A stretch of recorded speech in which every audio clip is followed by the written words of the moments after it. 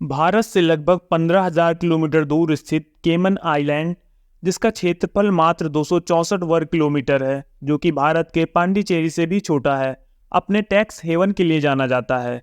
इस देश में लोग अपनी कंपनियां रजिस्टर करते हैं मनी लॉन्ड्रिंग और टैक्स से बचने के लिए, क्योंकि यहाँ कोई भी डायरेक्ट टैक्स नहीं लगता।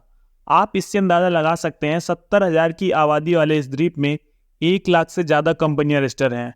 मगर यहाँ की नागरिकता पाने के लिए आपका अमीर होना जरूरी है। सालाना इनकम 1 करोड़ से ज़्यादा होनी चाहिए। साथ ही केमन आइलैंड में लगभग 20 करोड़ रुपए इन्वेस्ट करने होंगे। यहाँ पर जीरो टैक्स नीति किंग जॉर्ज तृतीय द्वारा लागू की गई थी। केमन आइलैंड का इतिहास देखें तो 10 मई 1503 के पहले इस द्वीप को कोई नहीं जानता था। 10 मई को पहली बार क्रिस्टोफर कोलंबस अपनी यात्रा के दौरान देखा और इसका नाम रख दिया टोर्टुगस, क्योंकि इसके आसपास कछुओं की बड़ी आबादी पाई जाती थी। लेकिन 1586 में फ्रांसीसी ड्रेक यहाँ पहुंचे तो इसका नाम केमन रख दिया, जो बाद में केमन हो गया। 1670 आते आते जमैका ब्रिटेन का गुलाम हो गया। चूंकि केमन द्वीप जमैका का हिस्सा था, इसलिए यह भी ब्रिटिश शासन के अधीन हो गया। 1962 में जमैका ब्रिटेन से आज़ाद हो गया, मगर केमन आइलैंड अब भी ब्रिटेन के अधीन था, यानी ब्रिटिश ओवरसीज टेरिटरी बन गया। केमन 3 छोटे छोटे द्वीपों से मिलकर बना है। ग्रैंड केमन, जिसका क्षेत्रफल 197 वर्ग किलोमीटर है। फिर है केमन ब्रेक और सबसे छोटा है लिटिल केमन आइलैंड।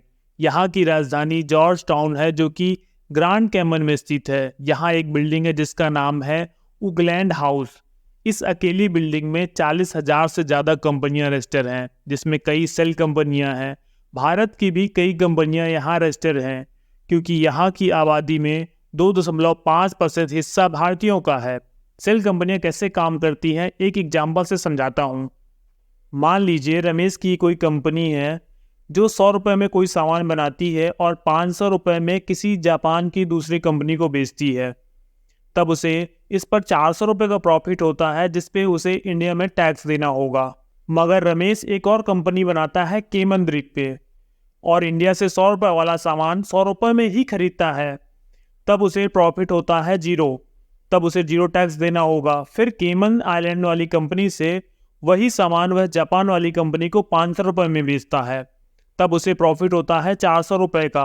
मगर केमन द्वीप पे कोई भी टैक्स नहीं लगता है, इसलिए वहाँ भी उसको 0 टैक्स हो गया। इसीलिए केमन मनी लॉन्ड्रिंग, राउंड ट्रिपिंग और टैक्स स्कैम के लिए फेमस है। यहाँ जितने भी पैसों का लेन देन होता है, उससे बाहर के देशों और संस्थाओं के साथ साझा नहीं किया जाता। काला धन छुपाने के लिए स्विस बैंक पहले स्थान पे है और केमन चौथे स्थान पे आता है।